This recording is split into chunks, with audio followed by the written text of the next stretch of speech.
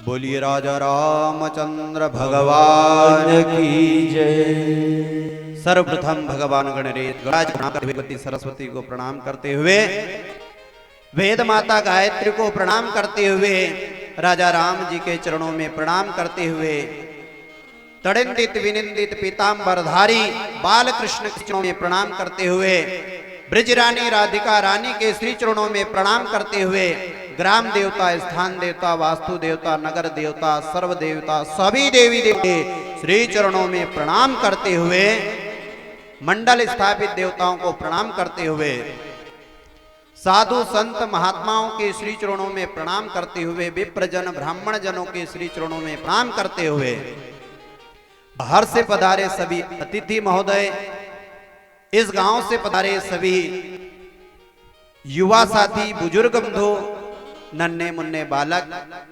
देवी शक्ति में विराजित सभी मात्र शक्तियां, मंच के समीप समस्त कलाकार बंधु, आचार्य जी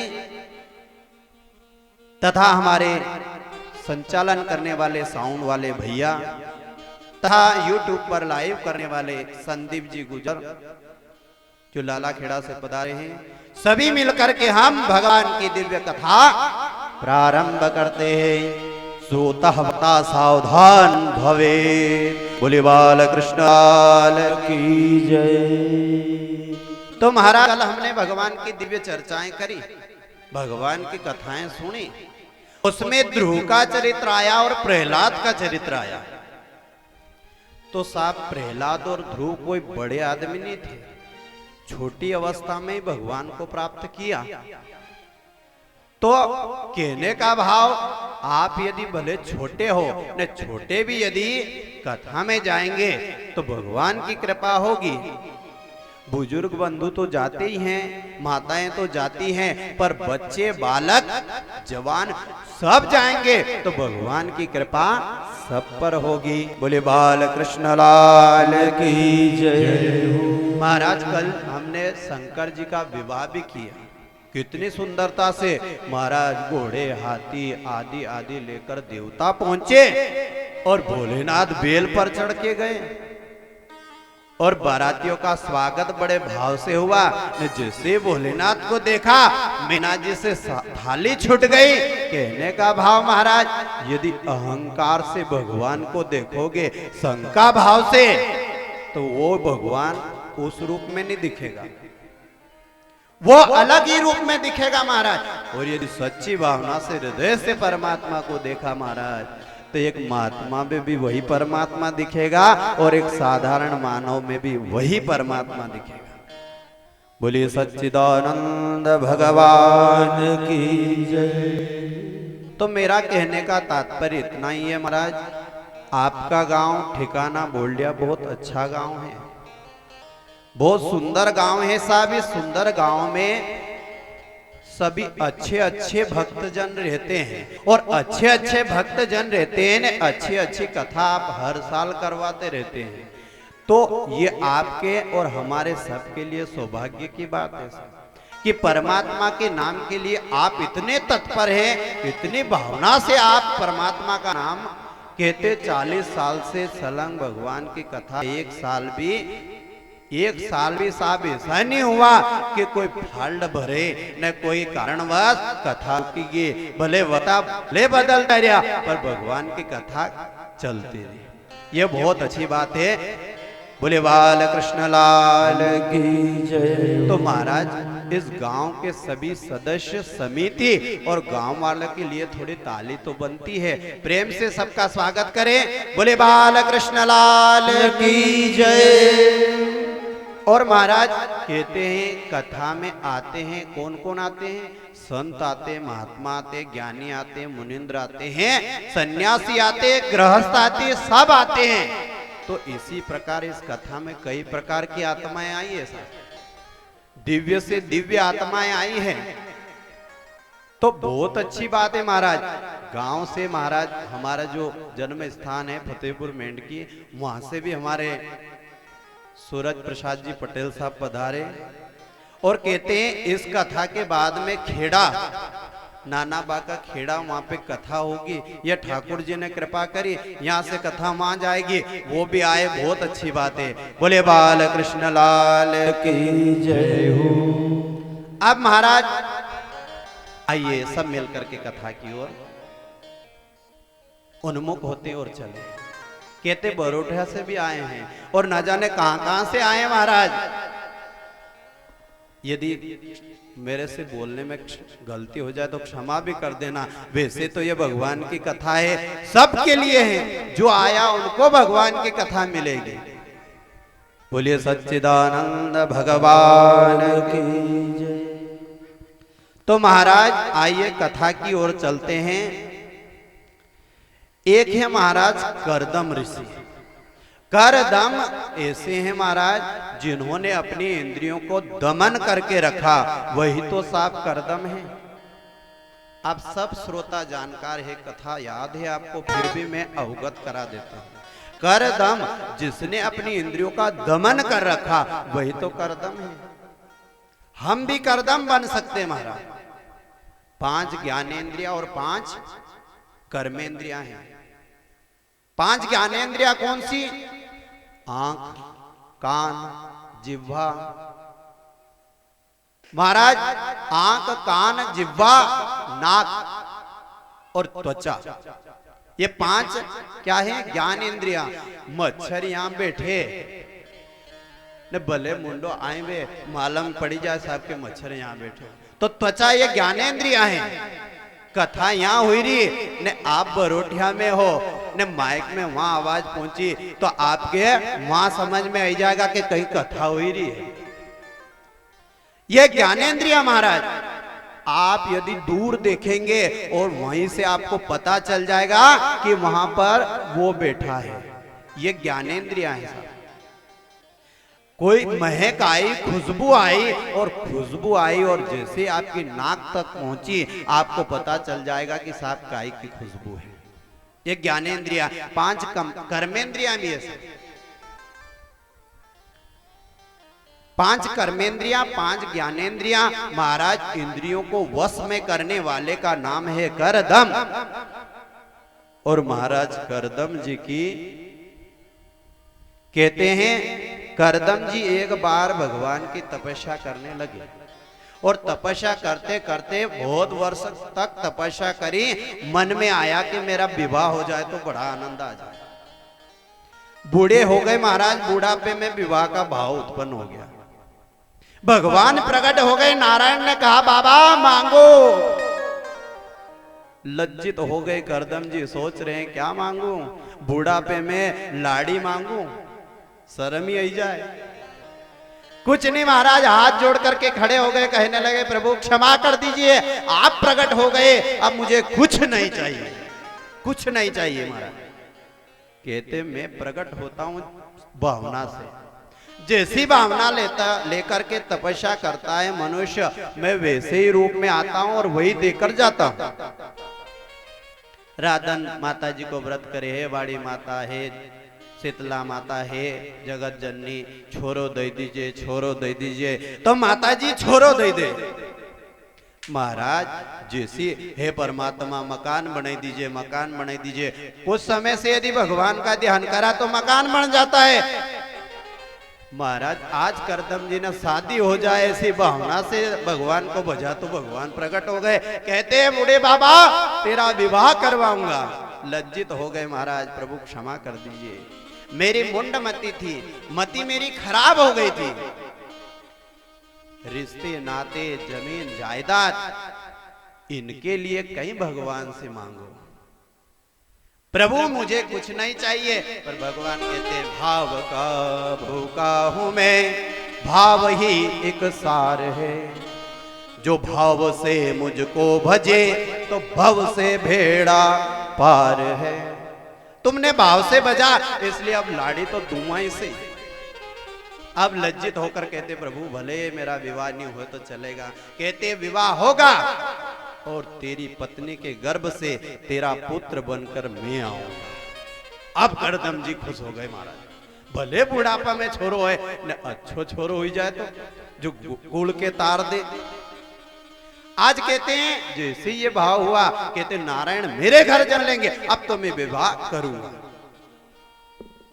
भगवान की माया साहब कब किस समय क्या परिवर्तित हो जाए, किस समय परिवर्तन आ जाए, वो ईश्वर जानता है। माया हुई। कहते हैं जैसे ही महाराज मनु महाराज के पास नारद जी गए भगवान की प्रेरणा से और कहा तेरी बेटी का विवाह करना हो तो एक ऋषि है जिन्होंने अपनी इंद्रियों का दमन कर रखा है। अच्छा, महाराज आ गए।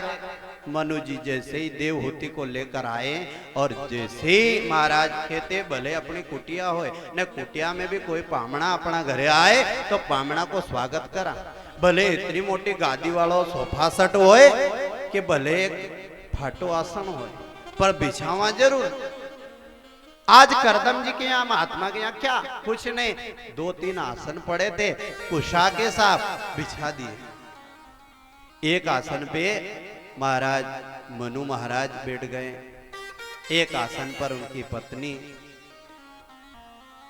शत्रुपा जी, और एक आसन बिछाया महाराज देवहूति के लिए। पर यहाँ कहते हैं लड़की लड़को देखवा जाए नहीं तो ध्यान रखिए, अब संस्कार का परीक्षण हो जाता है साहब। करदम जी सोच रहे यदि ये आसन पे बैठ जाती है तो फिर मेरे लिए योग्य नहीं है। और महाराज देवहूति के लिए एक बुरी बात, यदि पति देव आसन बिछाने उन पे नहीं बैठो तो पति को अपमान हो जाए, तब क्या करें। देवहूति ने विचार किया क्या करें, विवेकी थी साहब। उसने आसन पे ऐसे हाथ धर दिया, हाथ धर दिया, पति का मान भी रह गया और अपमान भी नहीं हुआ। प्रेम पूर्वक महाराज विवाह हो गया। विवाह उत्सव आनंद से हुआ। महात्मा के घर राजा की लड़की का विवाह हो गया। बड़े प्रेम से दोनों पति पत्नी महाराज महात्मा के यहाँ व्यवस्था तो कुछ नहीं, एक छोटी सी झोंपड़ी ने, झोंपड़ी के अंदर दरज दर पड़ी रहा सा, खड्डा खड्डा। अब जने घर में महाराज घर की गृहिणी नहीं होए, और गृहिणी नहीं होए तो उन्हें घर की कहीं दशा हो सबके पतो है। घर में यदि स्त्री नहीं होए तो महाराज झाड़ू लगानो आदमी का लिए बड़ो अटपटो लागे। एक कमरा को तो लगा ही दे, 2 कमरा को लगे, पर आखा घर को झाड़ू लगाओ बड़ो जोर आवे। महात्मा जी के यहाँ कुटिया में दर दर पड़ी रहा। महाराज क्या हुआ, देवहूति जी ने देखा एक महात्मा का, कहते कहाँ आप रहते हैं महात्मा जी। ने कहा ये एक आसन पड़ा मेरा, यहीं पे मैं रहता हूँ, 3-3.5 हाथ की जगह चाहिए मेरे को, बस इससे ज्यादा कुछ नहीं। अब महाराज कहते हैं जैसे खिड़की खुली, खिड़की खोलकर देखा तो एक तरफ हिरण और शेर साथ में घूम रहे हैं, चूहा और सर्प दोनों साथ में बिल में रह रहे। महाराज यहाँ पे देवहूति जी को समझ में आया कि देखो इस महात्मा की तपस्या, कि शेर और हिरण कहीं एक हो सकते हैं, पर तपस्या का फल ये था कि दोनों संग संग रह रहे हैं। बड़ी प्रसन्न हो गई। करदम जी तो आसन लगाकर जैसे तपस्या ध्यान में गए, महाराज 40 वर्ष तक एक साथ ध्यान करते रहे। एक दिन ध्यान खुला, पर कहते हैं भले पतिदेव कैसा भी हो, पत्नी को धर्म ऐसा कि पतिव्रत धर्म को पालन करे। तो देवहूति भले पति का संग नहीं मिला हो, पर पतिदेव की आराधना करती रही। महाराज ज्यादा पसीना हो जाता नहीं तो ऐसे ऐसे ध्यान में रहते पर पसीना पूंछ देते। 8-15 दिन में एक बार कपड़ा गीला घुमा देती। और महाराज कहते हैं ऐसे उसने सेवा करी। 40 साल में जैसे महात्मा जी ने आंखें खोली तो देखा एक सफेद बाल की डोकरी बैठी पास में। अब जैसे ही डोकरी को देखा उन्होंने कहा आप, हाथ जोड़ करके बैठ गई, प्रभु आप नहीं पहचान पाए, मैं वही देवहूति जिससे आपने विवाह किया था। ओ याद आया, तो देवी आज तक तुम यहीं बैठी हो। कहते मैं पतिव्रता नारी हूं। पतिव्रता नारी पति के पद के अनुसरण चले। साहब पत्नी भी 2 प्रकार की रे। एक पत्नी वो जो पति के पद के अनुसरण करे। पति कहते कि चाय बना ले तो झट जाए के चाय बनाए के लो। ने एक पत्नी साहब जो पति के पत्नी करे वो भी पत्नी होती। पति के गिलास भरला वो कहती है आपसे नहीं बड़े कहीं। अरे चाय बना ले तम कोई बूढ़ा नहीं हुई गया, तुम्हारे भी हाथ पक दिया भगवान, जाओ बना लो। अरे भोजन रख दे, क्या कहती महाराज आधी रातें आया ने कही रहा के भोजन रख दे खाई लो जाओ, वो भी पत्नी होती है। शायद इस गांव में तो एक नंबर की पत्नी है सब, दूसरे नंबर की तो बाहर की बात है। बोलिए सच्चिदानंद भगवान की जय।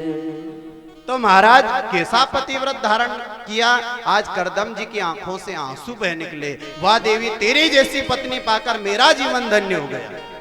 ऐसी पत्नी कहते पत्नी का महाराज पत्नी का नियम होता है, पत्नी का मंत्र दिया है दुर्गा सप्तशती के अंदर।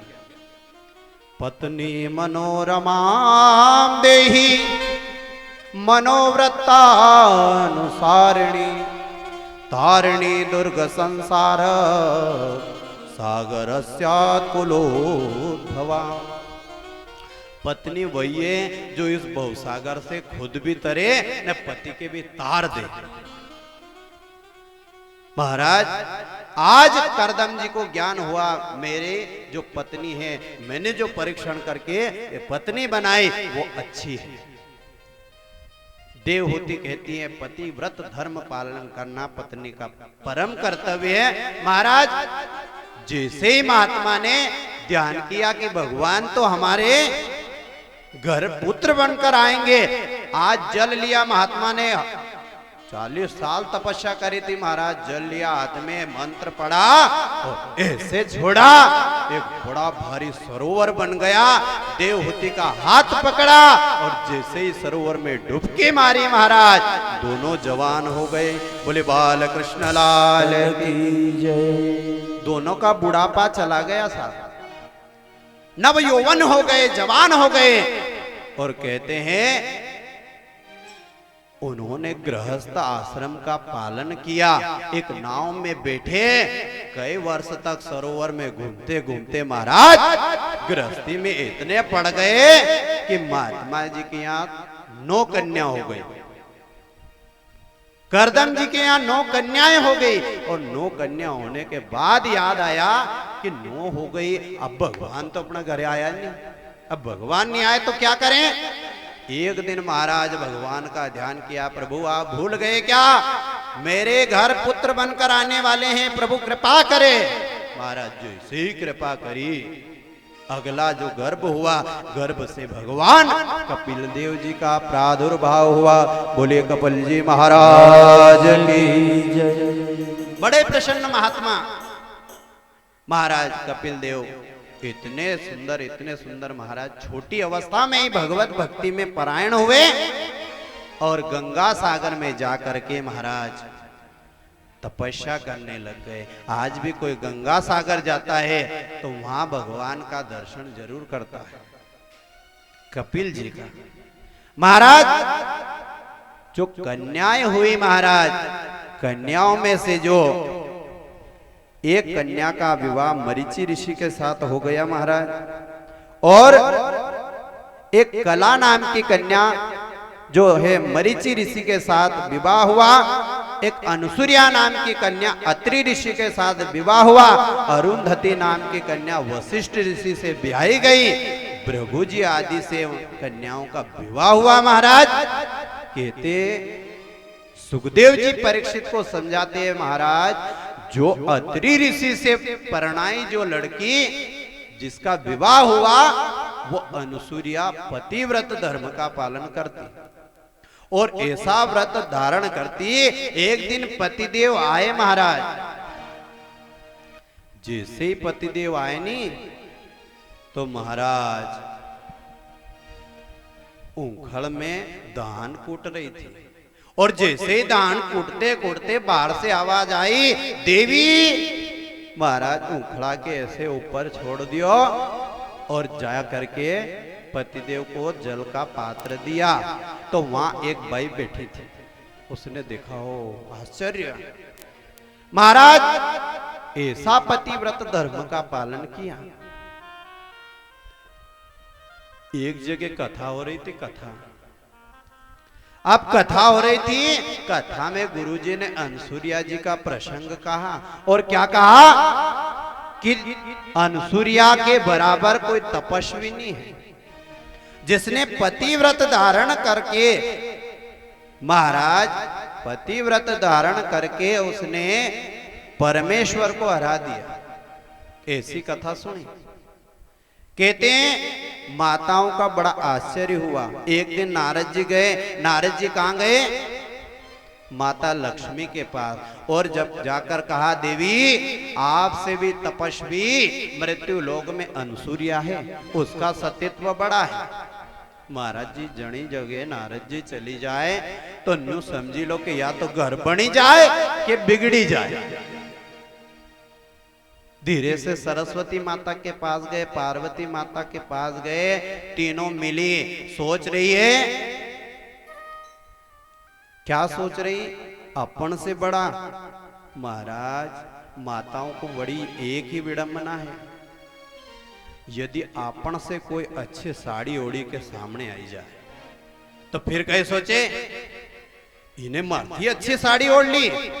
महाराज जो हाथ में टड्डो पहन ले तो फिर कहीं करे थारे कित्ता को बनायो। महाराज दूसरे दिन तीसरे दिन तो टड्डा की तैयारी कर ले। तो माताओं को क्या हुआ? ईर्ष्या हो गई। अरे सती हमसे ऊंची, सती हमसे ऊंची। महाराज जैसे ब्रह्मा जी आए, विष्णु जी आए और भोलेनाथ आए, सब रूट कर बैठ गई। कहते हैं हमसे ऊंची सती मृत्यु लोक में, हाँ अनुसूया। भगवान कहते हैं सती है तो क्या फर्क पड़ रहा है, तुम अपनी जगह सती, वो उनकी जगह सती। पर माताओं का हृदय बड़ा अलग होता है। आपन थी ऊंचो कोई होनो ही नहीं। सबकी सोच साहब आपन से ऊंचो जो कोई रे नहीं तो अच्छो नहीं लगे। तो आज क्या हुआ? कहते हैं परीक्षा लेकर जाओ। जैसे ही भोलेनाथ ने सोचा, देवी क्या परीक्षा लेने की बोल रही हो? सतीत्व उसने धारण किया है, उसने पतिव्रत धारण किया। तो भोलेनाथ को भेज दिया महाराज।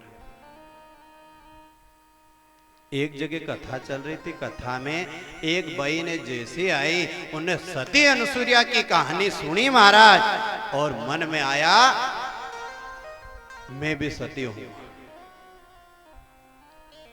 घर गई, पति से कहा आप मरिया क्यों सती हुई? आप मरिया नहीं क्यों सती हुई नहीं? सती हूँ, आप मरोगा नहीं तो हाड़ा पे हूं भी बैठूंगा न सती हूँ, हाथी गुलाल उड़ाऊंगा, नारियल फोड़ूंगा। महाराज कहते हैं पति परेशान हो गया, सोच रहा है भारी भला भारी गुरुजी आया, इन्हें अड़ी के सती को भूत चढ़ायो। 8 दिन हो गए साहब, रोज के सुबह के शाम के, आप मरियानी के सती हुई नहीं, आप मरियानी के सती हुई नहीं। महाराज एक दिन गुरुजी के पास गए, जाकर कहते हैं मैं गुरुजी परेशान हो गया हूं। काई से? अरे मेरी देवी जी रोज कहती है आप मरियानी के सती हुई नहीं, आप मरियानी। अब वो मरी जाऊंगा तो कहीं देखूंगा कि सती हो कि नहीं हो। गुरुजी ने कहा एक काम कर, 1 महीने तक मेरे पास आ, आपको प्राणायाम सिखा देता हूं और प्राणायाम चढ़ा लेना, तुझे सब मालूम रहेगा। पर लोग के ऐसा लगेगा कि मरी गई, बस चेकिंग हो जाएगा। महाराज एक दिन उसने सीख करके जैसे घर गया, आमना दुमना गया और जाकर कहा मेरा तो सर बहुत दुख रहा है, और सर दुख रहा है। जैसे ही शाम का टाइम था साहब, एक सफेद धोती ओढ़ करके सो गया, प्राणायाम चढ़ा लिया, सांसों को कंट्रोल में कर लिया। जाकर उठाया, ओ पतिदेव भोजन कर लो भोजन, अरे भोजन कर लो भोजन। अब पतिदेव ने तो प्राणायाम चढ़ा लिया, अरे उठे कहां से? सोच रहे हो ऐसा नहीं कि सती का नंबर आ गया है, ये गए तो नहीं है, खूब साहब हिलाया डुलाया, पतिदेव तो हिले डुले ही नहीं। अब कहते अब हाँ याद आ गई गुरुजी की कहानी, ये मर्या नहीं क्यों सती हुई नहीं। अब क्या सोच रही है कि अब सती हूं तो कैसे हूं, अभी से जो रोऊंगा तो सुबह तक रोना पड़ेगा, और सुबह तक रोना पड़ेगा तो गड़ो तो पड़ी जाएगा। अब गड़ो पड़ी जाएगा अने लोग सब आई जाएगा तो खानो कहीं नहीं खान देगा ने महाराज 10 दिन तक खोड़िया में बैठाड़ेगा ने आई खाटलो आड़ो कर देगा अने कई मालम रोटी पानी सही दे जाने नहीं देगा। सोचा अभी चली तो गया, अब कहीं हो सके, ये तो भगवान की माया है, चली गया ठीक है। गए साहब चूल्हा कर जा करके बढ़िया खीर पूड़ी बनाई, खीर पूड़ी बनी और खीर पूड़ी बना करके बढ़िया खाई कि 10 दिन तक कुछ नहीं खाने देंगे, अभी तो चला गया तो चले गया। महाराज बढ़िया खीर पूरी खा करके सुबह जैसे ही गांव वाला के मालूम पड़े सब इकट्ठा हो जाए साहब। अब गांव वाला इकट्ठा नहीं होए उससे पहले फिर सोचे आज तो 11-12 बजे तक तो कहीं भी खाने नहीं देगा, कि लिए उन्हें जो बची खीर पूड़ी थी एक ट्रिप और लगेगी। बोलिए सच्चिदानंद भगवान की। महाराज जैसे ही खीर पूड़ी खा करके बैठी, अब महाराज गांव वाले इकट्ठे हो गए, सब कहते बहुत अच्छा था बेचारा चला गया, देखो योग की बात है, अच्छा था, ये था वो था, बहुत सारी बातें हुई। और बहुत सारी बात होते होते महाराज ले जाने की तैयारी हो गई कि बस अब ले जाओ इनके। वो भी प्राणायाम चढ़ाकर देख रहा है, वारी सती ऐसी कहीं मालूम थी ऐसी सती होएगा। महाराज गांव वाला से कि देखो इनका पास रकम नरी है, गला में चेन है वह निकाले के दे दो, हाथ में घड़ी है वह निकाले के दे दो। कहते हैं गांव वालों ने कहा देवी पति जैसा चला गया तो कहीं रकम भले रोवे। महाराज जब ज्यादा जिद करी तो सबने चेन निकाल दी, घड़ी निकाल के दे दी के ले भाई। अब महाराज उसकी ध्यान में आया इनके दांत में एक सोने की चोंप भी है, वो चोंप दे दो साहब। गांव वाला कहते कहीं तू भी ऐसी मरे, अरे चोंप कहीं, कहते गांव वाले तुम निकालो कि वो निकाल दूं। गांव वाले कहते भाई तू निकाल ले। अब महाराज एक हथौड़ी लेकर के चढ़ गए छाती पे, और जैसे छाती पे बैठी और हथौड़ी को ऐसे ऊपर करा, अब पतिदेव समझ रहे अब तो नकल चल रही थी, एक देगी तो असल हो जाएगी। महाराज जोड़ करके उठ गया और कहा धन धन सती तू, धन धन सतनंती नार, तुझे सत चढ़ियो अपार। बोले तू खूब खीर पूरी झाड़ पर जीवता का दांत मत फाड़। महाराज कहने का भाव, पतिव्रत धर्म पालन करना पत्नी का परम कर्तव्य है। पतिव्रत धर्म का पालन करना पत्नी का परम कर्तव्य है, और परम कर्तव्य को यदि अपन धारण करके रखते हैं तो आज महाराज भोलेनाथ विष्णु और ब्रह्मा जी गए जैसे माता सती के पास, अनुसूया जी के पास जाकर याचना करी, ब्राह्मण बनकर के गए साहब, महात्मा बनकर के, और कहा भिक्षाम देही भिक्षाम देही। जैसे भिक्षाम देही का शब्द कहा महाराज, आज मैया सोच रही हैं एक गृहस्थ के घर महात्मा आए, कितनी अच्छी बात है। महाराज महात्मा यदि अपने घर आ जाए तो फिर अपनो कर्तव्य कहीं बने, कुछ न कुछ दें। तो माता अनुसूया ने सोचा महात्मा 3-3 आए, एक नहीं 3-3 आए, तो इनको कुछ न कुछ दें। तो थाली भर करके फल फूल लेकर आई, उनको कहा कि लो ले लो महात्मा। अब महात्मा तो परीक्षा लेने आए थे। भोलेनाथ ने विष्णु जी की ओर देखा, विष्णु जी ने ब्रह्मा जी की ओर देखा, और विचार करते करते महाराज विष्णु ने बोल ही दिया देवी हम भिक्षा उस स्थिति में ले सकते हैं जैसे गर्भ से बालक बाहर निकलता है वैसी स्थिति होती है। ऐसी स्थिति में आप रहे तो हम भिक्षा ले लें। माता अनुसूया ने ध्यान लगाकर देखा, अरे ये भिक्षुक नहीं, ये तो पालन करता, सहरण करता, सृष्टि करता भगवान है। अब देवी संभल गई। अब संभल करके क्या कहती हैं? संभली और क्या बोल रही है महाराज? अभी आती है। महाराज जल लिया, पतिव्रत धर्म पालन कर रखा था, मंत्र की सिद्धि थी। जैसे जल लेकर छिड़का महाराज, छोटे छोटे बालक बन गए। छोटे छोटे बालक बन गए और बालकों को पालने में सुला दिया। अब फल फूल तो खाए नहीं, अपने स्तन का पानी करा दिया और पालने में जैसे ही झुलाया महाराज, सुखदेव जी कहते परीक्षित देखो ये इस सती को पतिव्रत धर्म का पालन ऐसा किया कि तीनों देवता पालने में सो रहे। विष्णु की माता है सा, ब्रह्मा की, शंकर की, कई जन्म हुए, पर महाराज कहते तीनों देव एक साथ एक मां के पुत्र हुए। ये एक तो दत्तात्रेय और दूसरे यही आगे जाकर दत्तात्रेय बनते हैं। तीनों जैसे